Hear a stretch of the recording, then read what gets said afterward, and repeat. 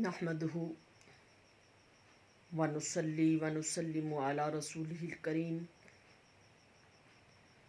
अम्मा बाद फ़ाउज़ु बिल्लाहि मिनश शैतानिर रजीम बिस्मिल्लाहिर रहमानिर रहीम लक़द कान लकुम फ़ी रसूलिल्लाहि उस्वतुन हसनह आमन्तु बिल्लाहि सदक़ल्लाहु व मौलानल अज़ीम। मुअज़्ज़ज़ असातिज़ा कराम, मेहमानान नेज़ी वक़ार, अज़ीज़ तालिबात, मेरी तरफ़ से सबको अस्सलामु अलैकुम व रहमतुल्लाहि व बरकातुहू। सीरतुन नबी कॉन्फ्रेंस जो 7वीं हमारी सीरतुन नबी कॉन्फ्रेंस जिसकी जो हमारी आज इनअकाद पज़ीर है, इसके अंदर आज हम जिस गोशे को हुज़ूर सल्लल्लाहु अलैहि वसल्लम के गोशे को लेके जा रहे हैं, हुज़ूर के उसवा हसना के गोशे को, वो गोशा है मेरे हुज़ूर सल्लल्लाहु अलैहि वसल्लम का सब्र।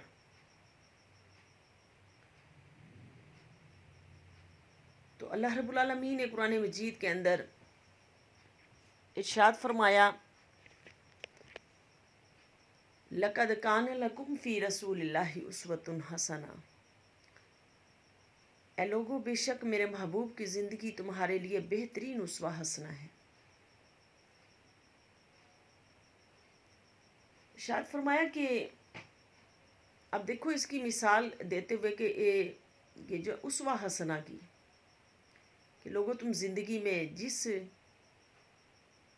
जिस मुकाम पे भी मेरे महबूब अलैहिस्सलातु वस्सलाम की बारगाह को पढ़ना चाहते हो, पढ़कर फिर अपनी ज़िंदगियों के अंदर अमल करना चाहते हो, तो देख लो ये मेरे महबूब की ज़िंदगी क्या है तुम्हारे लिए, उस पर अमल कर करके ये बेहतरीन नमूना है।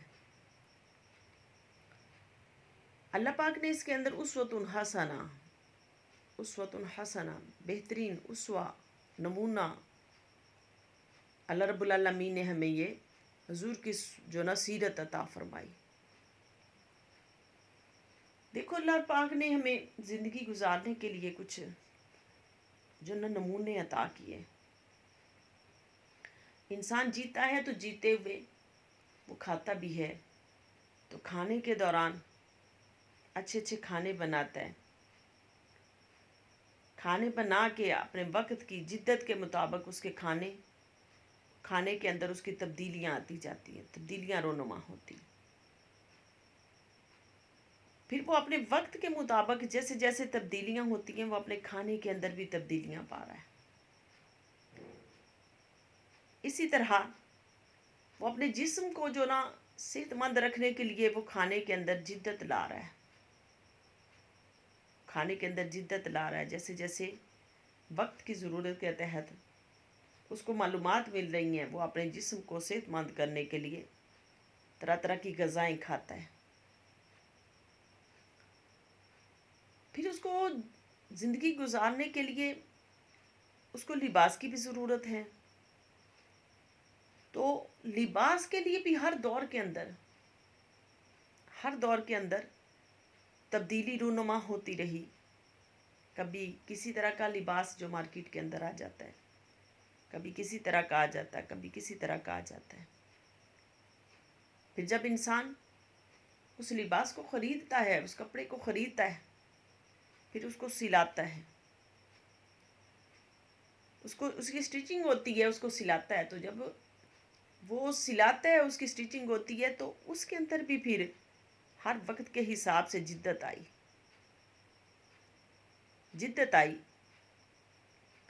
तो कभी भी कोई इंसान ये नहीं चाहता कि वो जो ना 2022 में रह रहा हो, लेकिन वो जो फैशन अपनाए, तो जो वो पीछे जाके जो ना 90s के अपना ले, 80s के अपना ले, 70s के अपना ले, ये कभी भी नहीं होता। ये कभी भी नहीं होता ऐसे। इंसान हर दौर के अंदर जिद्दत इख्तियार करता चला गया। ये जो जिद्दत इख्तियार करता चला जा रहा है इंसान, ہر دور کے اندر اسی جدت کو جو نا وہ پسند کرتا ہے. اس کے لیے وہ اچھی خوراک بھی کھاتا ہے. تو وقت کی ضرورت کے پیش نظر اس جدت کے تحت وہ نئے نئے نمونوں کے کپڑے بھی پہنتا ہے، لباس بھی پہنتا ہے. وہ جو نئے ڈیزائن آتے ہیں، نئے ڈیزائن کے وہ سٹچ کراتا ہے، سٹیچنگ کرا کے وہ نئے لباس پہنتا ہے. تو وہ جو نمونہ ہے اس کو اپنانے کی کوشش کرتا ہے. جو نیا نمونہ مارکیٹ کے اندر آ گیا اس کو اپنانے کی کوشش کرتا ہے اور اپنا کے اپنے جسم کو خوبصورت کرتا ہے. اسی طرح پھر رب کائنات نے یہ جو ہمیں نمونہ دیا، تو رب کائنات نے کہا کہ لوگوں ظاہری طور پر تم جب زندگی بسر کرتے ہو نا، تو ظاہری طور پر جو تمہاری زندگی ہے اس کو تم صحت مند کرنے کے لیے اچھی سی اچھی غذائیں وہ استعمال کرتے ہو، اس کو جسم کو خوبصورت بنانے کے لیے، ڈھانپنے کے لیے جدت کے طور پہ جدید تم لباس پہنتے ہو، جدید نمونے تیار کرواتے ہو اور کروا کے تم لباس پہنتے ہو. تو میرے آقا علیہ الصلوۃ والسلام نے اللہ رب کائنات نے اس کے اوپر پھر ارشاد فرمایا کہ دیکھو اب تمہاری زندگی کیا ہے، کہ تمہاری زندگی کے اندر، تمہارے جسم کے اندر ایک باطن بھی ہے، اور وہ باطن کے اندر میں نے اپنے خلق رکھے ہیں. ان خلق کو سنوارنا ہے نا، تو آ جاؤ اس کو سنوارنے کے لیے تمہیں میرے محبوب کی سیرت کو تمہیں پڑھنا ہوگا، اس نمونے کو اپنانا ہوگا، اس نمونے کو اپنانا ہوگا. تو بندے نے کہا کہ مولا کیا نمونہ ہے؟ رب کائنات نے فرمایا لَقَدْ كَانَ لَكُمْ فِي رَسُولِ اللَّهِ أُسْوَةٌ حَسَنَةٌ، کہ میرے محبوب کی زندگی تمہارے لیے بہترین نمونہ ہے. تو یہ میرے آقا علیہ الصلوۃ والسلام کی زندگی کو پھر نمونہ قرار دے دیا. اب اس کے حضور علیہ الصلوۃ والسلام کی زندگی کے خلق کے جس گوشے کو ہم پڑھتے ہیں اس گوشے کے اندر ہماری زندگیوں کے اندر ہمیں جو نا اصلاح کرنے کے مواقع میسر آتے ہیں. اصلاح کے اگر حضور علیہ الصلوۃ والسلام کی زندگی کی دشواریوں کو ہم دیکھیں تو ہمیں اپنی زندگی کی دشواریوں پہ صبر آ جائے گا کہ میرے حضور کی ساری زندگی دشواریوں میں ہی گزری. تو اپنی زندگی کے اندر جو دشواریاں انسان کو پیش آتی ہیں اس کے اوپر انسان کو صبر آ جائے گا. پھر اگر زندگی کے اندر انسان کے جو نا گھریلو آئلی زندگی ہے انسان کی، اس کے اندر اگر زندگی گزارنی تو آج جو میرے محبوب علیہ الصلوۃ والسلام کی زندگی کو پڑھ لو. یہ میرے محبوب علیہ الصلوۃ والسلام کی زندگی تمہارے لیے گھریلو زندگی بسر کرنے کے لیے بھی بہترین نمونہ ہے. اگر تم اپنے جو نا وقت کے حاکم ہو، اللہ پاک نے تمہیں منصب عطا کیے ہوئے، اور اس منصب کو عطا کرتے ہوئے رب کائنات نے تمہیں کچھ حقوق فراہم کیے. ان حقوق کی ادائیگی اگر کرنی ہے، اس کا اگر سبق لینا ہے، درس لینا ہے، تو وہ بھی میرے حضور کی زندگی سے سیکھ لو. اگر تمہیں امانت داری کا مسئلہ ہے تو آؤ میرے حضور کی زندگی سے امانت رکھنا، امانت واپس لوٹانا، اس کو سیکھ لو. یعنی کہ حضور علیہ الصلوۃ والسلام کی زندگی کا ہر گوشہ کہ اگر اس گوشے کو ہم اپناتے چلے جائیں تو ہماری زندگی کیا بن جائے؟ بہترین اسوہ حسنہ. ان کے گوشوں کو اگر ہم اپناتے چلے جائیں تو ہماری زندگیاں بہترین اسوہ حسنہ بن جائیں. تو یہ بہترین اسوہ حسنہ اللہ رب العالمین نے ہمیں عطا فرمایا.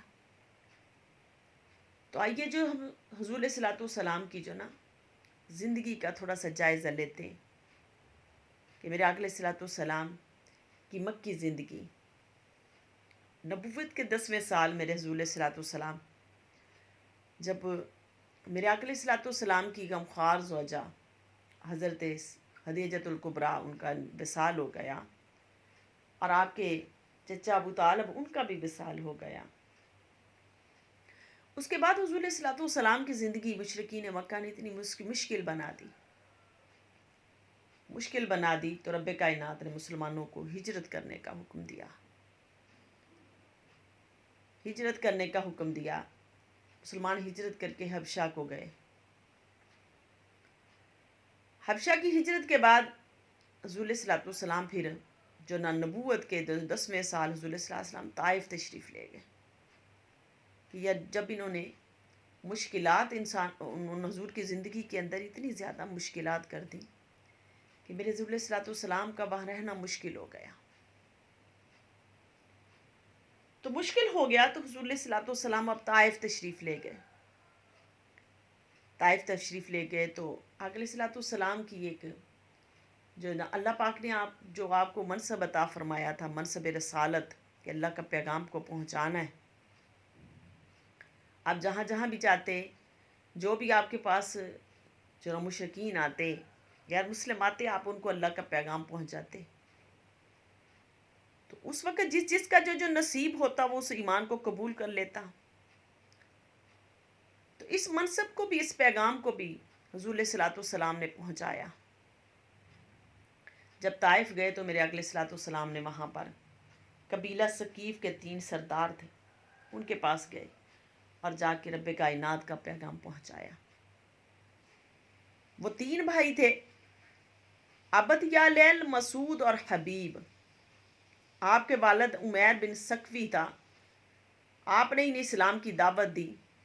तो एक ने कहा, जो पहले के पास आप हुज़ूर सल्लल्लाहु अलैहि वसल्लम तशरीफ़ लेके गए, तो पहले ने जो ना इस्लाम जो ना उसने जब हुज़ूर सल्लल्लाहु अलैहि वसल्लम ने उन्हें इस्लाम की पैगाम दिया, दावत दी, तो पहला कहने लगा कि अगर एक ने जो ना पहले वाले ने कहा कि काबे का मैं पर्दा फाड़ूं अगर अल्लाह ने तुम्हें ही रसूल बनाया है। लेकिन देखो मेरे हुज़ूर की शान कि मेरे आक़ा सल्लल्लाहु अलैहि वसल्लम ने उसकी बात को, इतना सख्त जुमला है लेकिन मेरे आक़ा सल्लल्लाहु अलैहि वसल्लम ने उसके सख्त जुमले के ऊपर भी किसी रद्द अमल का इजहार नहीं फरमाया, रद्द अमल का इजहार नहीं फरमाया, लेकिन खामोशी इख्तियार फरमाई मेरे हुज़ूर ने इस बार पे। अब उसने इस्लाम नहीं कबूल किया, ईमान नहीं लेके आया। फिर हुज़ूर सल्लल्लाहु अलैहि वसल्लम दूसरे सरदार के पास गए, मसूद के पास गए, अबद यालैल के पास गए, तो उसने कहा मैं तो काबे का पर्दा फाड़ूं। और दूसरे मसूद के पास गए तो उसने कहा कि अल्लाह को तुम्हारे अलावा कोई और नबी नहीं मिला था, माज़अल्लाह, कि हुज़ूर सल्लल्लाहु अलैहि वसल्लम को इस्लाम तो कबूल करना दरकिनार था, हुज़ूर सल्लल्लाहु अलैहि वसल्लम को यह भी जो हुज़ूर सल्लल्लाहु अलैहि वसल्लम को तंग किया हुज़ूर सल्लल्लाहु अलैहि वसल्लम को तज़हीक फरमाई कि की उनकी। तीसरा लफ्ज़ जो ना तीसरे के पास, हबीब के पास जब मेरे हुज़ूर सल्लल्लाहु अलैहि वसल्लम गए तो कहने लगा कि मैं हरगिज़ तुमसे बात नहीं करूँगा, अगर तुम वाकई पैगंबर हो ना तो तुम्हारी बात को रद्द करना मेरे लिए इंतहाई ख़तरनाक है, और अगर तुम अल्लाह पर झूठ गढ़ रहे हो तो फिर मुझे आपसे कोई बात नहीं करनी, आप जानो और आपका रब जाने। ये बात सुनकर मेरे हुज़ूर सल्लल्लाहु अलैहि वसल्लम वहाँ से उठे और हुज़ूर सल्लल्लाहु अलैहि वसल्लम वापस तशरीफ़ ले आए। लेकिन इतना फरमाया मेरे आक़ा सल्लल्लाहु अलैहि वसल्लम ने उनको कि आप जो मैंने आपको पैगाम दिया है ना, आपने उस पैगाम को अपने पास रखना, लेकिन किसी और को मज़ीद आगे जो ना लोगों को ना बताना। मगर उन्होंने आगे से क्या किया कि उन्होंने ओबाश किस्म के नौजवान मेरे हुज़ूर के पीछे लगा दिए। ओबाश किस्म के नौजवान तो लगा दिए मेरे हुज़ूर के पीछे, जो हुज़ूर सल्लल्लाहु अलैहि वसल्लम के पीछे जो आपको पत्थर भी मारते और मेरे आक़ा सल्लल्लाहु अलैहि वसल्लम के पीछे सीटियाँ बजाते, पत्थर मारते। तो जब भी पत्थर पड़ता तो ज़ैद बिन हारिसा हुज़ूर सल्लल्लाहु अलैहि वसल्लम के आगे आ जाते। जब भी कोई पत्थर पड़ता तो ज़ैद बिन हारिसा मेरे हुज़ूर के सामने आ जाते। अगर सामने पत्थर पड़ता तो हुज़ूर के सामने आ जाते, पीछे को पत्थर पड़ता तो वो पीछे हो जाते, दाएं बाएं होते, यानी कि पत्थर ज़ैद बिन हारिसा खाते रहे और फिर हुज़ूर सल्लल्लाहु अलैहि वसल्लम को भी पड़े। तो मेरा आक़ा सल्लल्लाहु अलैहि वसल्लम के पाँव मुबारक जो है ना وہ زخمی ہو گئے، جسم جو زخمی ہوا. تو حضور علیہ الصلوۃ والسلام اتبا اور شیبہ ربیہ کے باغ کے اندر، جو انگوروں کا باغ تھا طائف میں، اس کے اندر حضور علیہ الصلوۃ والسلام پناہ لینے پہ مجبور ہو گئے، اور وہاں جا کے پناہ لی. اور پناہ لے کے جب وہ جو نوجوان اوباش قسم کے تھے وہ پیچھے ہٹ گئے، تو میرے حضور علیہ الصلوۃ والسلام نے اللہ کی بارگاہ میں التجا کرنا شروع کر دی. آئیے، جس کو دعائے مستضعفین کہا گیا، آج اس کو بھی ہم پڑھتے ہیں، دعائیں بھی پڑھتے ہیں. اور کیسی خوبصورت دعا ہے میرے حضور کی کہ جو اس وقت میرے آقا علیہ الصلوۃ والسلام نے پڑھی، مانگی اپنے رب سے. اور ارشاد فرمایا کہ اللہم الیک اشکو ضعف قوتی حیلتی وہو انی علی الناس. ارشاد فرمایا کہ بار اللہ، میں تجھ سے اپنی کمزوری اور بے بکسی اور لوگوں کے نزدیک اپنی بے قدری کا شکوہ کرتا ہوں مولا. کہ مولا تو دیکھ، تو جانتا ہے کہ میں کمزور ہوں اور کم ہوں، قوت ہوں، اور مولا میں اپنی کمزوری کا تجھ سے جو مولا سوال کرتا ہوں. مولا تو میرا بھی رب ہے، مانتا رب بھی ہے میرے مولا، تو میرا رب ہے، اور الناس ان لوگوں کا بھی رب ہے. آگے فرمایا یا ارحم الراحمین، اے ارحم الراحمین مولا، انت رب المستضعفین. اے میرے مولا، تو مجھے کس کے حوالے کر رہا ہے؟ انت، تو میرا رب ہے، اور میرے مولا تو کسی بیگانے جو نا کے حوالے نہ مجھے کر. اے میرے مولا کسی بیگانے کے حوالے نہ مجھے کر. اور آگے ارشاد فرمایا مانتا ربی، ہے میرے مولا تو کمزوروں کا بھی رب ہے مولا. یا ارحم الراحمین انت رب المستضعفین، ہے مولا تو رب المستضعفین ہے مولا. تو رب المستضعفین، کسی بیگانے کے حوالے نہ کر جو میرے سے سختی سے پیش آئے میرے مولا. تو رب المستضعفین ہے میرے مولا. وانت ربی، اور تو میرا رب ہے. الا من تکلنی الا بعید یتجہنی امن علی عدو ملکتہ امری. اے میرے مولا، یا کسی دشمن کو کہ جس کو تو نے میرے معاملے کا مالک بنا دیا ہے، اگر مجھ پر تیرا ارشاد فرمایا کہ مولا کہ دشمن کو تو کسی دوسرے کو میرے معاملات کا مالک بنا دیا ہے. مولا نہیں. آگے فرمایا کہ ان لم یکن بک علی غضبک، اے میرے مولا اگر مجھ پر آپ پر تیرا غضب نہیں ہے، تیرا غضب نہیں ہے، تو پھر فرمایا کہ فلا ابالی، میرے مولا مجھے کوئی پرواہ نہیں. اے میرے مولا مجھے کوئی پرواہ نہیں اس بات کی میرے اللہ، میرے اللہ مجھے کوئی پرواہ نہیں ہے کہ تیرا غضب نہیں ہے. ولیکن عافیتک، میرے مولا اے میرے مولا میں آپ سے آپ کی عافیت چاہتا ہوں. یہ میرے مولا آپ سے آپ کی عافیت چاہتا ہوں، اور مجھے عافیت عطا فرما اپنی بارگاہ سے. یا اوسیلی، فرمایا کہ مجھے جو نا وسعت عطا فرما اپنی بارگاہ سے. اے میری مولا اپنی بارگاہ سے وسعت عطا فرما. اعوذ بنور وجہک الذی اشرقت، مولا اے میری مولا میں تیرے جو نا نورانیت کو، جو تیرے نورانی چہروں کو، الذی اشرقت جس سے تو نے سارے جہان کو روشن کیا ہے میرے مولا، روشن کیا ہے اے میرے مولا، جس سے تاریکیاں روشن ہو گئیں. اور اللہ اس کی جو نا اس کی پناہ میں لے آتا ہوں. لہو الظلمات، جس سے اندھیرے جو نا وہ چھٹ گئے. وصلح علیہ امر الدنیا والآخرہ، اے میرے مولا اس سے دنیا اور آخرت کی اصلاح فرما دے، سے دنیا اور آخرت کی اصلاح فرما دے. آگے فرمایا کہ من ان تنزل لی بی غضبک، اے میرے مولا میں تیری رضا کا طلبگار ہوں، اور تیرے بغیر میرے مولا یا جو نا، اور تو مجھ پر اپنا غضب نازل کرے گا میرے مولا، یا تیرا اے میرے مولا او یحل علی سخطک لکا، یا تیرا عطاب مجھ پہ یا تیرا سخت جو نا مجھ پر ہوگا. الا تبی حتی تردا ولا حول ولا قوت الا باللہ. اے میرے مولا تیری ہی رضا مجھے مطلوب ہے. مطلب یہاں تک اے میرے مولا تو خوش ہو جائے، اور تیرے بغیر کوئی بھی میرا جو نا زوروار اور طاقت، کوئی بھی تیرے بغیر طاقت وال نہیں. اب اتنے میں میرے حضور رو رو کے آقا علیہ الصلوۃ والسلام اللہ کی بارگاہ میں دعا کر رہے تھے اور دعا فرما رہے تھے. ادھر دعا مکمل ہوئی، ادھر جو نا ربیہ اور جو نا اور عتبہ جو جس کے باغ کے اندر تھے، اس نے اپنے غلام کو بھیجا. جب غلام کو بھیجا تو وہ غلام آیا اور کھجور جو نا وہ اس وقت انگور اس نے لا کے آپ کی بارگاہ میں پیش کیے، آپ کی بارگاہ میں پیش کیے. میرے حضور علیہ الصلوۃ والسلام نے وہ بسم اللہ الرحمن الرحیم پڑھ کے اپنے ہاتھ آگے کیے اور ان سے کھجور جو نا انگور لیے. تو جس وقت اسے جو نا اداس و جو نا نامی وہ جو نوجوان تھا، وہ شخص تھا اور عیسائی تھا اور نینوا کا رہنے والا تھا.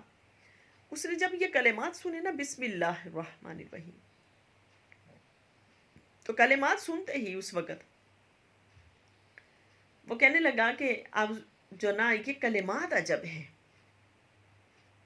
کلمات عجب ہیں.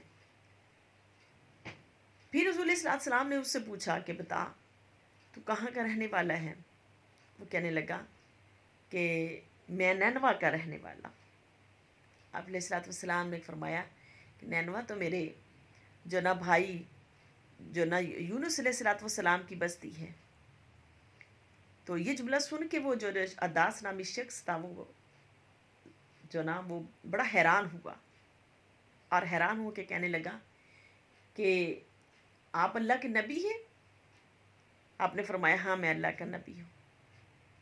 کہنے لگا کہ یہ جو کلمات آپ نے بولے یہ اللہ کے نبی بول سکتے، اللہ کے نبی بول سکتے. اب اتنے میں جب اس نے یہ کلمات سنے کہ یہ اللہ کے نبی ہیں، نبی آخر الزماں ہے، اس وقت وہ جو نوجوان، وہ جو عیسائی جو اداس نامی عیسائی تھا، وہ حضور کے قدموں میں گر گیا. اور گر کے اس وقت وہ حضور علیہ السلام کے پاؤں چومنے لگا، ہاتھ چومنے لگا. ادھر جو عتبہ اور ربیہ بیٹھے دیکھ رہے تھے کہ یہ کیا کر رہا ہے نوجوان، یہ نوجوان کیا کر رہا ہے. تو جب یہ اداس نامی جو عتبہ اور ربیہ کے پاس واپس گئے اور جا کے پوچھا ان سے، انہوں نے پوچھا بھی کیا کر رہے تھے؟ کہنے لگا یہ اللہ کے نبی ہیں، اللہ کے نبی ہیں. تو حضور علیہ السلام اب وہاں سے جب اٹھے، وہاں سے جب حضور علیہ السلام اٹھے تو اللہ رب العالمین نے جبریل کو بھیج دیا. ایک بادل کا ٹکڑا تھا جس نے آپ پر سایہ فگن ہوا، آپ پر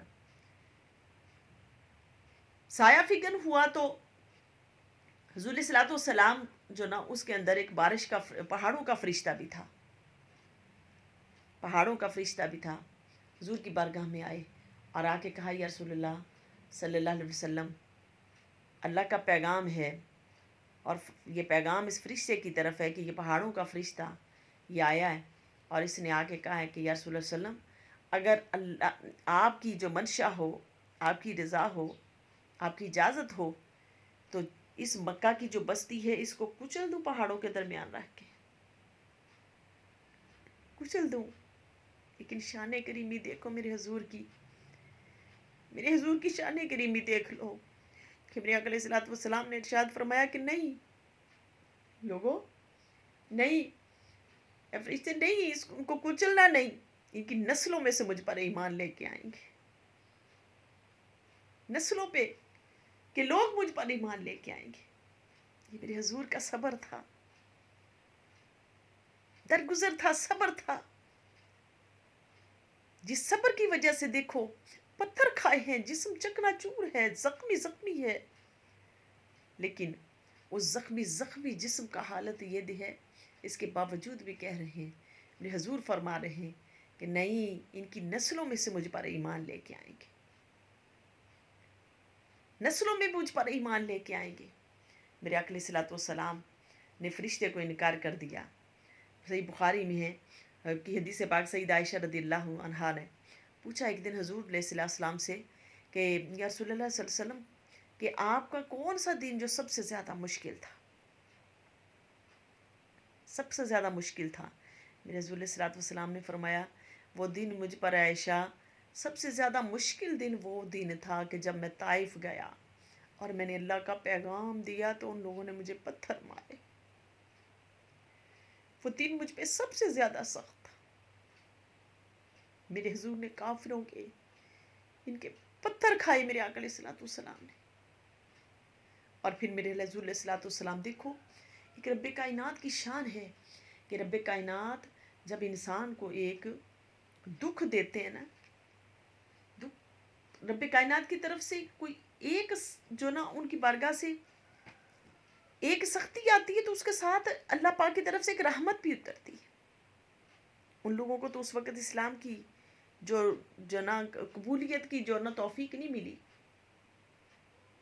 ملی، لیکن اب حضور علیہ الصلوۃ والسلام اب جب واپس لوٹے تو مقام نخلا پر حضور علیہ الصلوۃ والسلام فجر کی نماز ادا کر رہے تھے، میرے آقا علیہ الصلوۃ والسلام۔ اور فجر کی نماز ادا کرنے کے دوران میرے آقا علیہ الصلوۃ والسلام نے جنوں نے کچھ نے وہ حضور کلام مجید کی تلاوت فرما رہے تھے تو کچھ جنوں نے کلام مجید کو سنا، تو جب سنا کلام مجید کو تو ان کو جو قرآن مجید کے اندر بہت کشش ہوئی اور وہ واپس اپنے سردار کے پاس گئے اور جا کے کہنے لگے سردار ہم نے ایک ایسا عجب کلام سنا ہے کہ اس سے پہلے ہم نے کبھی بھی نہیں سنا ایسا عجب کلام کہ آج جو ہم سن کے آئے ہیں۔ اس نے کہا چلو مجھے بھی سناؤ۔ وہ جنوں کا ایک وفد آیا اور وفد آ کے اس نے جب حضور علیہ الصلوۃ والسلام کا کلام سنا اور سن کے وہ حضور علیہ الصلوۃ والسلام پر ایمان لے آئے کہ دیکھو ادھر ان کافروں بدبختوں کو تو اسلام کی جو نا توفیق قبول جو نا اسلام کی دولت نہیں ملی، لیکن ادھر جنوں کو اسلام کی جو نا دعوت کو انہوں نے قبول کر لیا۔ یہ میرے حضور کی شان تھی، یہ صبر تھا کہ اللہ رب العالمین نے اس صبر کی وجہ سے آپ کو اتنا بڑا مقام عطا فرمایا۔ پھر میرے حضور اتنے کریم تھے کہ جب بدر کی جنگ ہوئی نا تو بدر کی جنگ کے دوران جبیر بن مطعم جو نا یہ مر گیا اور یہ جبیر بن مطعم آپ کی خدمت میں آیا تو مطعم بن عدی یہ جو مر گیا تھا اس کے بیٹے جو نا جس نے حضور علیہ الصلوۃ والسلام جب آپ حضور علیہ الصلوۃ والسلام واپس مدینہ آئے اور آ کے پھر حضور علیہ الصلوۃ والسلام نے جو سردارہ نے جو قریش ان کو کہا کہ مجھے مکہ میں آئے حضور علیہ الصلوۃ والسلام اور کہا کہ مجھے مکہ میں داخلے کی اجازت دیجیے، پناہ دیجیے، لیکن مطعم بن عدی کے پاس پیغام بھیجا تو مطعم نے کہا کہ میرے پاس یعنی کہ مختلف سرداروں کے پاس کے پیغام بھیجے، انہوں نے انکار کر دیا، لیکن مطعم بن عدی کے پاس جب پیغام پہنچا تو اس نے کہا میں نے کہ ہتھیار پہن لیے اور ہتھیار پہن کے میں نے حضور علیہ الصلوۃ والسلام کو مکہ کے اندر آنے کی اجازت دے دی۔ اے قریش والو کہ اب تم حضور علیہ الصلوۃ والسلام کو بالکل بھی کوئی تکلیف نہیں پہنچاؤ گے، میں نے محمد صلی اللہ علیہ وسلم کو پناہ دے دی۔ اور میرے حضور کریم اتنے میرے حضور علیہ الصلوۃ والسلام کہ جب جبیر بن مطعم یہ آپ کی خدمت میں بدر کی جنگ میں آیا نا تو حضور علیہ الصلوۃ والسلام سے آ کے پناہ مانگی، حضرت فرمانے لگے کہ کاش آج مطعم بن عدی زندہ ہوتا اور آتا وہ میری بارگاہ میں اور آ کے کہتا کہ یا رسول اللہ صلی اللہ علیہ وسلم یہ جو میرے جو نا قبیلے کے یہ لوگ ہیں ان کو آزاد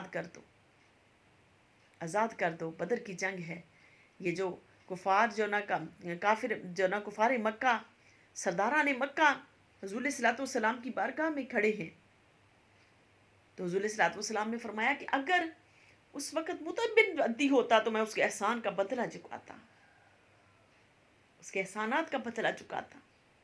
میرے آقا صلی اللہ علیہ وسلم نے فرمایا کہ یہ بدبودار لوگوں کو میں اس کی احسانات کا بدلہ چکاتے ہوئے اس کو رہا کر دیتا ان کو۔ دیکھو شان کریمی میرے آقا علیہ الصلوۃ والسلام کی کتنی عظیم ہے۔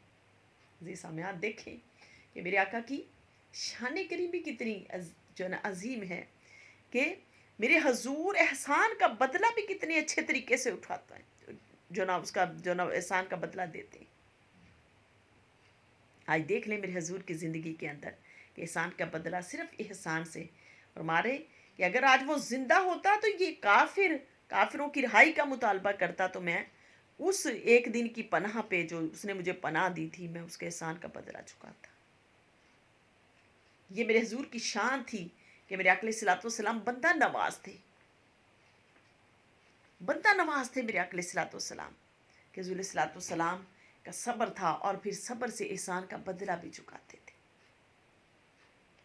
آئیے یہ تو گوشہ تھا میرے حضور علیہ الصلوۃ والسلام کی زندگی کا، طائف کا گوشہ تھا۔ آئیے زیادہ ہم غزوہ حنین اس کا بھی تھوڑا سا ہم جائزہ لیتے ہیں۔ غزوہ حنین ہوئی فتح مکہ کے بعد، مکہ فتح ہوا، اس کے بعد حنین کی جنگ ہوئی۔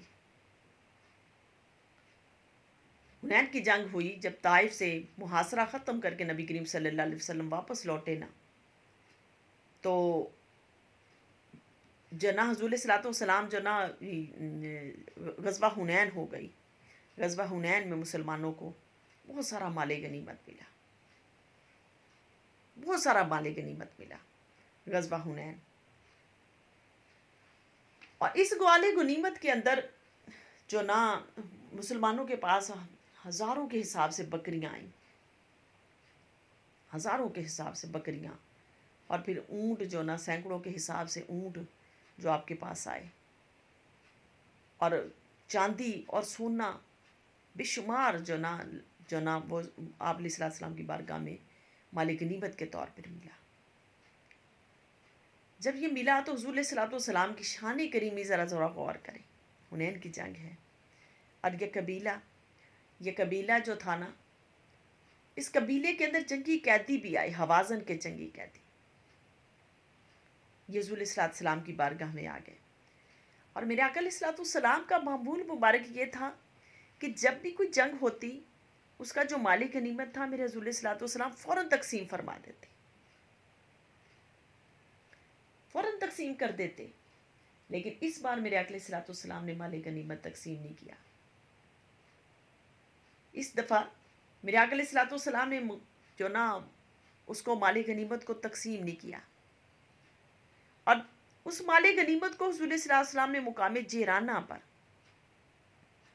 جیرانہ جس کو جو نا یہ تفاسیر پڑھنے والے بیٹھے ہوئے جو نا ماشاءاللہ جو نا آگے جو تفاسیر پڑھ رہے ہیں، طلباء بیٹھی، طالبات بیٹھی ہوئی ہیں، اہل علم لوگ بیٹھے، کہ مقام جو نا جیرانہ کو ایرانہ بھی کہتے ہیں، ایرانہ۔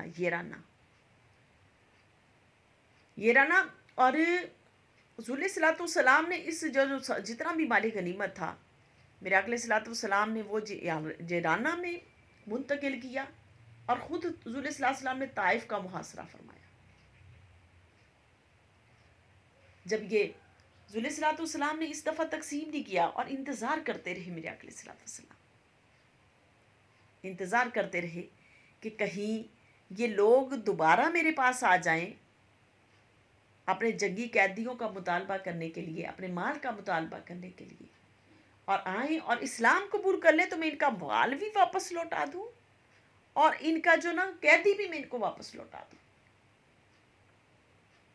تو میرے حضور علیہ السلام انتظار کرتے رہے، مگر جب وہ 14 روز مورخین لکھتے ہیں، اس کے اندر محدثین لکھتے کہ 13 روز اس کا محاسبہ رہا، جو نا 13 روز حضور علیہ السلام نے انتظار کیا اس کا۔ جب 13 روز حضور علیہ السلام نے اس کا انتظار کیا، نہیں آئے لوگ، جو نا یہ لوگ نہیں آئے آپ کی بارگاہ میں، تو آپ علیہ السلام نے وہ مال غنیمت لوگوں میں تقسیم کر دیا۔ تقسیم کر دیا. اب میری حضور کی شان کریمی کو ذرا چیک کریں کہ شان کریمی یہ ہے کہ دیکھو لوگوں کو اسلام کی طرف مائل کرنے کے لیے میرے حضور جب مال تقسیم کرتے تو جو نئے نئے لوگ اسلام کے اندر داخل ہوئے ہوتے ان کی زیادہ مالی معاملت کرتے, کافروں کی زیادہ مالی معاملت کرتے جو نئے نئے اسلام کے اندر آتے, اور جو سردار ہوتے ان کی اور بھی زیادہ حضور علیہ الصلوۃ والسلام معاملت فرماتے. اب یہ مال آیا, فتح مکہ ہوا تھا, کچھ لوگوں نے نیا نیا اسلام قبول کیا تھا, ان میں سرداران قریش ابو سفیان بن حرب اور ان کا بیٹا امیر معاویہ, انہوں نے اسلام جو نیا نیا قبول کیا تھا. تو یہ حضور کی بارگاہ میں آئے تو میرے آقا علیہ الصلوۃ والسلام نے ان کو 40 اوقیہ یعنی کہ کچھ کم 6 کلو چاندی اور 100 اونٹ, 6 کلو چاندی اور 100 اونٹ حضرت ابو سفیان کو عطا کیے, کیونکہ کافروں کے سردار تھے, مشرکین مکہ کے سردار تھے. تو ان کو دین اسلام کی طرف, یہ شان کریمی اسلام کی طرف مائل کرنے کے لیے اور ان کے منصب کو دیکھتے ہوئے ان کو زیادہ زیادہ عطا کیا تاکہ اسلام کی طرف خوشی کے ساتھ آئیں اور پھر اسلام کے پیغام کو آگے آگے پہنچائیں. اور ان کو 6 کلو کا کچھ کم یعنی کہ 40 اوقیہ اور کچھ کم 6 کلو چاندی اور 100 اونٹ ان کو عطا کیے ابو سفیان کو. پھر ابو سفیان کہنے لگے کہ یا رسول اللہ صلی اللہ علیہ وسلم میرا بیٹا معاویہ ہے. یا رسول اللہ علیہ وسلم ان کو بھی اگلے صلوات والسلام نے ان کو بھی 6 کلو چاندی اور 100 اونٹ عطا کیے.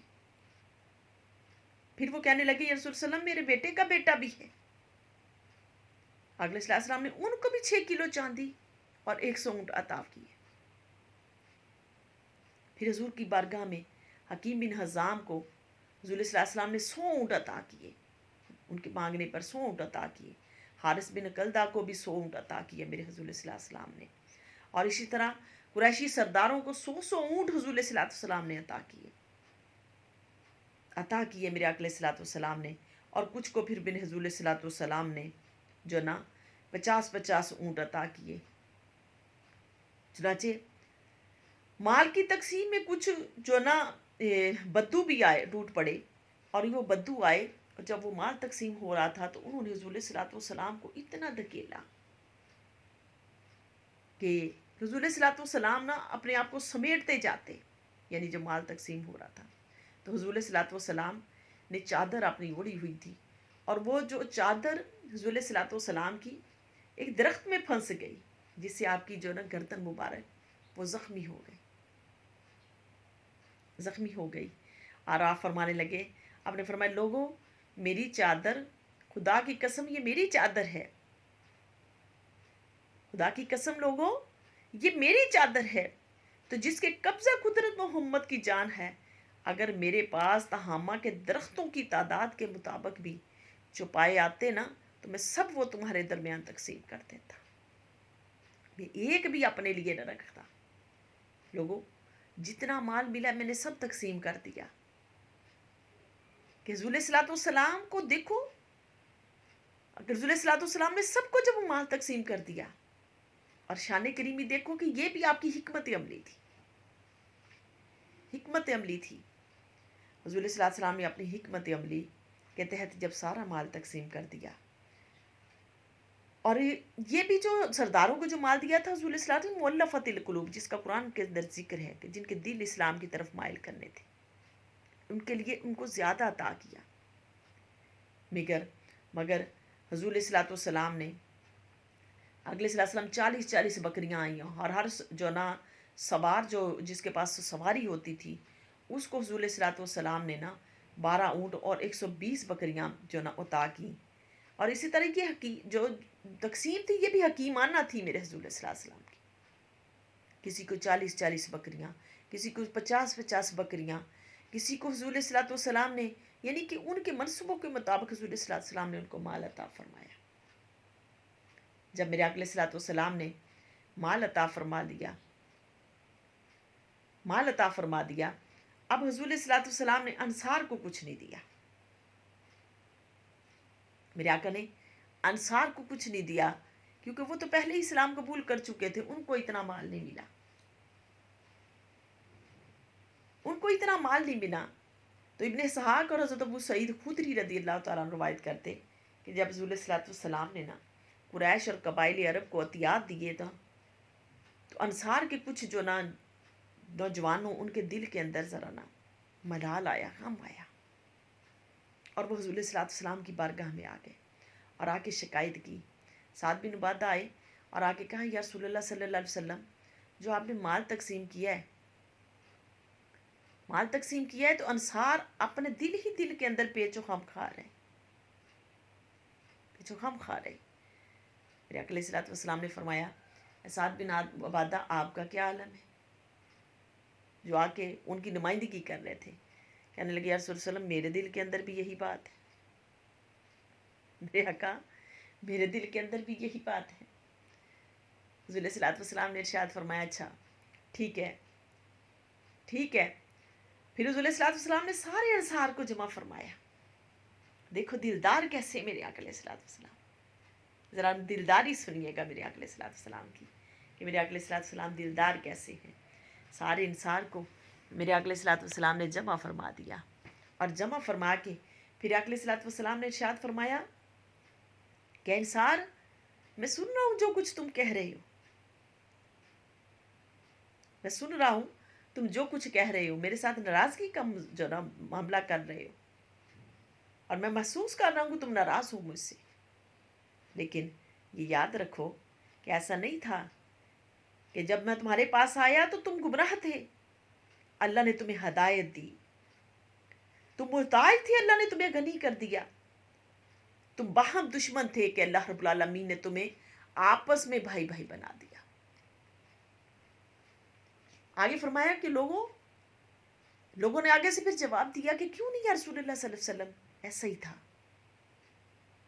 اللہ کے رسول کا بڑا فضل ہے کہ اللہ پاک نے ہمیں ایمان کی دولت دی۔ اس کے بعد آپ نے فرمایا کہ تم مجھے جواب کیوں نہیں دیتے؟ انصار نے کہا کہ یا رسول اللہ صلی اللہ علیہ وسلم بھلا کیا جواب دیں؟ آپ نے فرمایا، ہاں میں نے آپ سے سوال کیا ہے نا، میں نے سوال کیا، تم بھی جواب دے سکتے ہو۔ کیسے دلدار تھے، رحمت للعالمین تھے، کیسے دلدار تھے، اور کیسی دلداری سے کہا دو مجھے جواب، کیوں نہیں دیتے، کیوں نہیں جواب دیتے، دو مجھے۔ آپ نے فرمایا اگر چاہو تو کہہ سکتے ہو مجھے کہ آپ ہمارے پاس اس حالت میں آئے تھے کہ آپ کو اکیلا چھوڑ دیا گیا تھا۔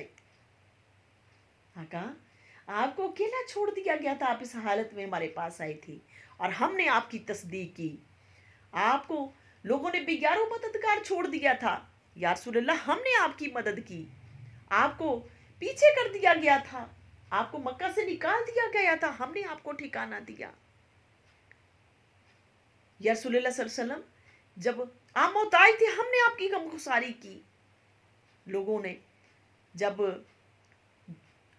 تم دنیا کا مال چاہتے ہو، میرے آقا صلی اللہ علیہ وسلم نے فرمایا کہ تم دنیا کا مال چاہتے ہو، ناراض ہو گے مجھ سے، کیوں نہیں کہتے، ایسے کہو مجھے، ناراض ہو گئے۔ جب انصار نے حضور صلی اللہ علیہ وسلم کی یہ کلمات سنے تو انصار رونے لگ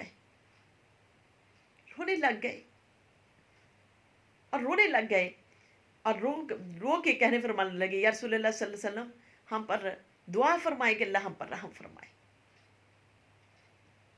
اللہ ہم پر رحم فرمائے۔ آقا علیہ الصلوۃ والسلام سے کہنے لگے، یا رسول اللہ صلی اللہ علیہ وسلم اللہ ہم پر رحم فرمائے۔ حضور علیہ الصلوۃ والسلام نے اب یہ مال تقسیم کر دیا، اب یہ جو نا ان کا کام بھی حضور علیہ الصلوۃ والسلام نے دور کیا، اور ان کو ارشاد فرمایا کہ انصار، کہ یہ تم پسند نہیں کرتے کہ وہ لوگ مال و دولت لے کے اپنے گھروں کو لوٹیں اور تم اللہ اور اس کے محبوب کو لے کے اپنے گھروں میں لوٹو۔ سارے انصار اس وقت رونے لگے، کہنے لگے، یا رسول اللہ صلی اللہ علیہ وسلم ہم آپ کی رضا پہ راضی ہیں، یا رسول اللہ، میرے آقا ہم آپ کی رضا پہ راضی ہیں میرے آقا، کہ جس طرح آپ نے جو عمل کیا ہمیں پسند ہے میرے آقا، ہمارے دلوں میں اب کوئی ملال نہیں، ہمارے دلوں میں کوئی جو شکایت نہیں ہماری زبانوں کے اوپر۔ آپ حضور علیہ الصلوۃ والسلام انصار کے ساتھ دلداری کر کے دیکھیں کیسی خوبصورتی سے میرے آقا علیہ الصلوۃ والسلام نے ان کو بھی ہینڈل کیا۔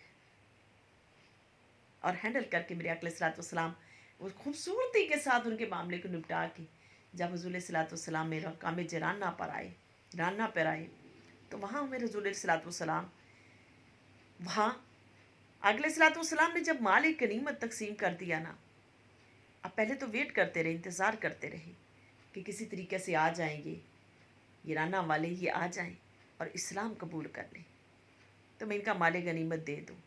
جب وہ نہیں آئے، 13 روز انتظار ہوا، نہیں آئے تو آپ نے تقسیم کر دیا۔ اب آ گئی آپ کے جو نا رضائی بہن، مورخین نے اس کے اندر محدثین نے لکھا ہے، محدثین نے لکھا وہ حلیمہ سعدیہ تھی، اور یہ 2 مرتبہ آئی تھی، 2 مرتبہ آئیں۔ طبقات ابن سعد میں ہے کہ آپ کی رضائی والدہ آپ کو مکہ میں بھی ملنے کے لیے آئی تھی۔ اس کے اندر وہ محدثین لکھتے ہیں، حافظ ابن حجر اسقلانی، وہ بیم اللہ علی قاری، اور جو نا اپنی جو نا کتاب مرکۃ العظیم العبادی میں انہوں نے لکھا ہے، اور جو نا علامہ سہارنپوری نے انہوں نے بذل المعبود کے اندر لکھا ہے کہ بلا اختلاف انہوں نے لکھا ہے کہ یہ حضرت حلیمہ سعدیہ تھی، حلیمہ سعدیہ تھی جو ان قیدیوں میں یہ بھی آئیں۔ اور کچھ نے کہا کہ حضرت شیمہ تھی، کچھ نے کہا، کچھ لوگوں نے کہا کہ حضرت، کچھ محدثین نے کہا کہ شیمہ تھی، لیکن انہوں نے کہا کہ یہ حضرت حلیمہ سعدیہ تھی، اور یہ 2 مرتبہ حضور کی بارگاہ میں آئے۔ ایک مرتبہ جب حضور صلی اللہ علیہ وسلم نے سیدہ خدیجہ الکبریٰ کے ساتھ نکاح کیا ہوا تھا، اور نکاح کے بعد یہ آپ کی بارگاہ میں آئیں اور انہوں نے اپنے قبیلے کے آگے اپنے جو نا غم سنائے، تو آقا علیہ الصلوۃ والسلام نے واپس جاتے ان کو 40 بکریاں عطا فرمائیں۔ بعض روایتوں میں آتا ہے کہ وہ ثویبہ بھی آئی تھی حضور صلی اللہ علیہ وسلم کی بارگاہ میں، ثویبہ بھی آئی تھی، تو حضور صلی اللہ علیہ وسلم نے ان کو بھی جو نا ان کی بھی مالی معاونت فرمائی تھی۔ لیکن طبقات ابن سعد میں یہ واقعہ جو ہے نا نقل کیا کہ حضرت محمد بن مقدر کے طریق سے کہ حضور کے گھر سے فرمایا کہ وہ میری ماں جو نا حضور صلی اللہ علیہ وسلم جب وہ آئیں نا آپ کے پاس حلیمہ سعدیہ، تو حضور صلی اللہ علیہ وسلم کھڑے ہو گئے اور کھڑے ہو کے فرمایا کہ لوگوں میری ماں آ گئی، میری ماں آ گئی، میری ماں آ گئی۔ تو آقا علیہ الصلوۃ والسلام نے اس کے اندر فرمایا کہ اب 13 روز جو انتظار ہوتا رہا، مال تقسیم ہو گیا، اب یہ آ گئیں آپ کی رضائی بہن، کہ کچھ نے کہا رضائی بہن ہے، کچھ نے کہا نہیں حلیمہ سعدیہ ہے۔ وہ آئیں اور آ کے انہوں نے کہا کہ میں حضور کی بہن ہوں، میں حضور کی بہن ہوں۔ صحابہ کرام حضور علیہ الصلوۃ والسلام کی بارگاہ میں آئے اور آ کے کہا یا رسول اللہ صلی اللہ علیہ وسلم، ایک عورت آئی ہے اور وہ کہتی ہے کہ میں حضور کی بہن ہوں، میں ان سے ملنا چاہتی ہوں، تو یا رسول اللہ صلی اللہ علیہ وسلم اجازت ہے تو میں بھیجیں آپ کے پاس؟ اگلے صلی اللہ علیہ وسلم نے پوچھا کہ اس سے پوچھو کوئی نشانی۔ انہوں نے حضور صلی اللہ علیہ وسلم نے اپنی نشانی جو نا ان کو پیش کی، جب نشانی جو پیش کر دی، اور نشانی پیش کرنے کے بعد انہوں نے حضور کو نشانی پیش کی، جب اپنی نشانی انہوں نے حضور کو پیش کی تو میرے اگلے صلی اللہ علیہ وسلم نے ان کو اپنی بارگاہ میں بلایا، اور آپ جب حضور کی بارگاہ میں آئی تو میرے اگلے صلی اللہ علیہ وسلم نے کھڑے ہو کے ان کا استقبال کیا۔ بوڑھی ہو چکی تھی، پھر غم کے اندر تھی، قیدیوں کے اندر آ گئی تھی، بوڑھی ہو گئی تھی، اور جو وہ حالت وہ نہیں تھی جیسی وہ جوانی کی جو نا بچپن کی جو نا جوانی کی جو نا حالات تھے وہ نہیں تھے چہرے کے اوپر۔ تو میرے اقل صلی اللہ علیہ وسلم نے کھڑے ہو کے استقبال کیا اور فرمایا کہ لوگوں میری بہن آ گئی، میری بہن آ گئی، اور میرے آقا نے کھڑے ہو کے استقبال کیا۔ اب یہ جو قبیلہ جو وفد آیا رسول صلی اللہ علیہ وسلم کی بارگاہ میں، اس کی نمائندگی جو نا زہیر بن سرد کر رہا تھا، زہیر بن سرد، اور یہ قبیلے والے یہ حضور صلی اللہ علیہ وسلم سے اپنے قبیلے کی نا اس کے لیے درخواست کے لیے آئی تھی، اور آ کے کہنے لگی کہ یا رسول اللہ صلی اللہ علیہ وسلم، جب آنے لگی اور جو حضور سے ملنے کے لیے ملاقات کے لیے آنے لگی تو اس کے قبیلے والے کہنے لگے کہ حلیمہ، اے شیمہ، یہ شیمہ تھی یا حلیمہ تھی، کہ آپ جا رہی ہو تو اکیلی اپنی رہائی کی بات نہ کرنا، ہماری رہائی کی بھی بات کرنا، ہماری رہائی کی بھی بات کرنا۔ تو آئی حضور صلی اللہ علیہ وسلم کی بارگاہ میں اور آ کے کہنے لگی یا رسول اللہ صلی اللہ علیہ وسلم، دیکھو یہ حوازن کا قبیلہ آپ کے پاس آیا ہے، या रसूल सल्लम ये मेरा कबीला है, मेरे आका मेरा कबीला है और मेरा कबीला कैदी हो गया है, और हम अपने कैदियों के बारे में जो ना बड़े मोहतात हैं या रसूल सल्लम, कैदियों के बारे में बड़े मोहतात हैं या रसूल सल्लम।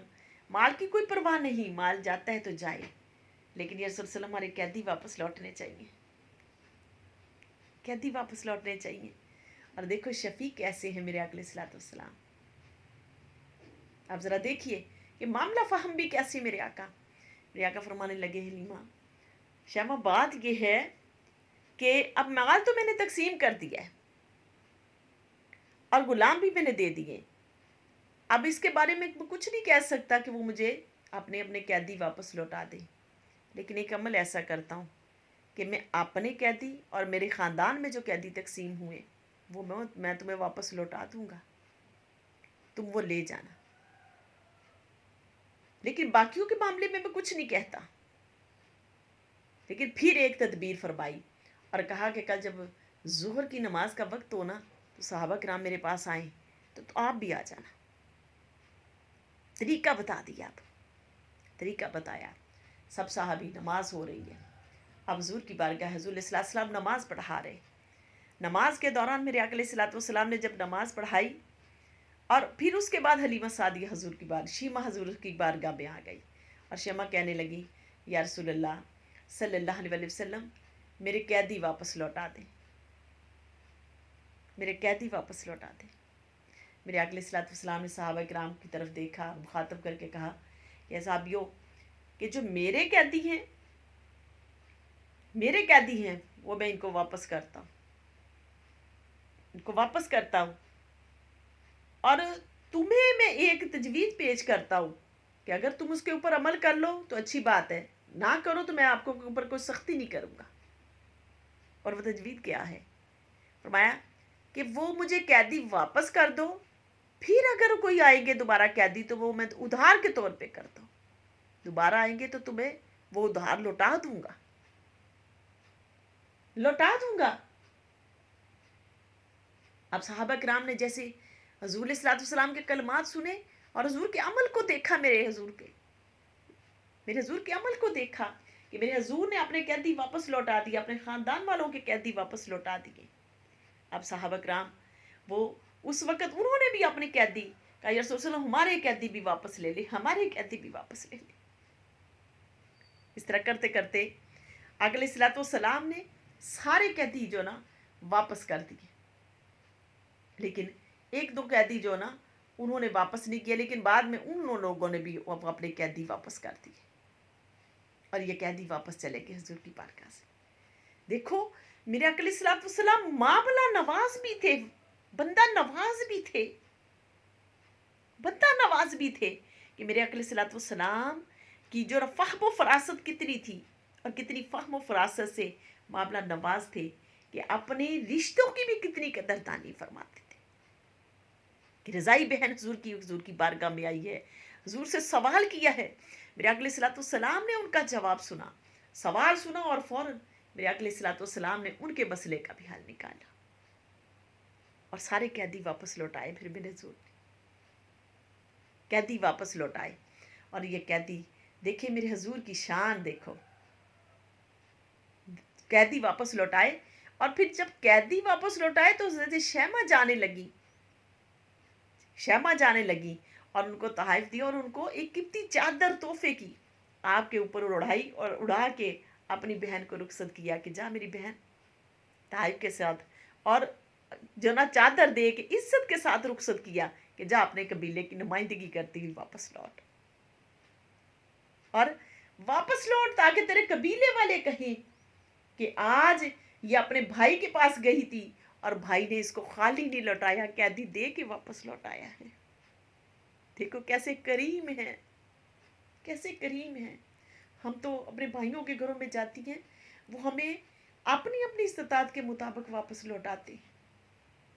कि मेरी हुज़ूर की बहन आई तो मेरे आका अलैहिस्सलाम ने जितने कैदी थे सब के सब वापस किए और बहन को सुरखरू करके घर को लौटाया। कैसे करीम थे मेरे हुज़ूर, कैसे करीम थे। आज मेरी बहनों, آج میری سامعات، کیا حضور کی سیرت کا حصہ ہم لوگ بنتے؟ اس اسوہ حسنہ کا حصہ ہم لوگ بنتے؟ کتنا ہے اتنا اسوہ حسنہ حضور کا ہماری زندگیوں کے اندر؟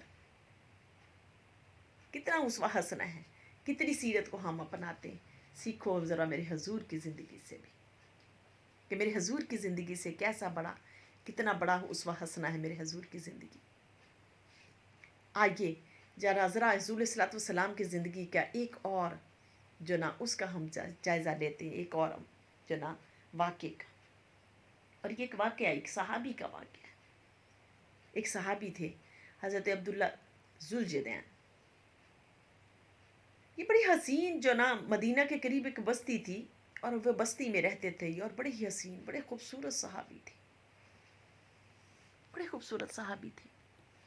اور ان کے چچا نے ان کو پالا تھا، چچا نے پالا اور بڑی محبت سے پالا۔ ان کے باپ جو نا وہ فوت ہو گئے، تو چچا نے ان کو بڑی محبت سے پالا، اچھی خوراک کھلاتا، اچھا لباس پہناتا، اچھا لباس پہناتا۔ تو یہ عبداللہ جو تھے نا، یہ حضور علیہ الصلوۃ والسلام کی بارگاہ میں آ گئے، حضور کی بارگاہ میں آئے۔ جب حضور کی بارگاہ میں آئے، میرے حضور کو دیکھا تو میرے حضور کی زلفوں کے اسیر بن گئے، اسیر بن گئے حضور علیہ الصلوۃ والسلام کی، اور انہوں نے ایمان قبول کر لیا، ایمان قبول کر لیا، اور ایمان قبول کر کے اپنے واپس گھر کو لوٹے، گھر کو لوٹے۔ اب یہ دیکھو کہ جب بندہ کسی سے محبت کرتا ہے تو وہ محبت چھپتی نہیں، وہ محبت نظر آنا شروع ہو جاتی۔ اب گھر گئے، گھر والے کچھ اور بات کریں، وہ اپنے گھر کی بات کریں، یہ میرے حضور کی بات کریں، وہ اپنے گھر کی بات کریں، یہ میرے حضور کی بات کریں۔ اب چچا کہنے لگا کہ بات یہ ہے کہ مجھے لگتا ہے کہ تم نے جنا محمد صلی اللہ علیہ وسلم پر ایمان لے آئے۔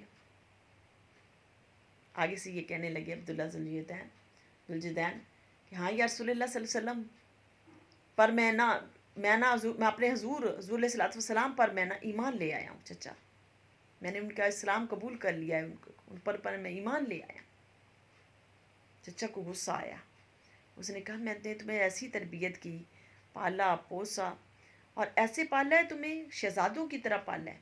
اور ان کا عالم یہ تھا کہ جب یہ مدینہ آتے تھے تو اتنے حسین تھے کہ صحابہ کرام کے چہرے کو دیکھتے رہتے، ان کے لباس کو دیکھتے رہتے، اتنے حسین تھے، اتنا اچھا لباس پہنتے تھے، اتنا اچھا لباس پہنتے تھے کہ چچا نے اتنی عیش و عشرت میں پالا تھا ان کو۔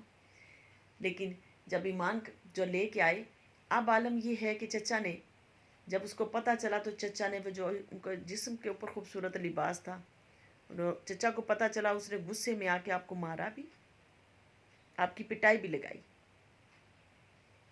اور پٹائی لگا کے ساتھ ان کا جو خوبصورت لباس تھا وہ بھی اتروا لیا، برہنہ ہو گئے۔ جب برہنہ ہوئے، جسم ننگا ہوا، تو والدہ جو تھی نا وہ دیکھ رہی تھی۔ اب ماں تھی، ماں کے دل کے اندر جو غم آیا، میرا بیٹا ہے، شہزادوں کی طرح پلا ہے، اور اب میرے بیٹا اس کو برہنہ کر کے باہر نکال دیا ہے۔ والدہ فوراً دوڑی اور دوڑ کے اپنی چادر اتار کے ان کو دی کہ یہ لے اپنا جسم ڈھانپ لے، اپنا جسم ڈھانپ لے۔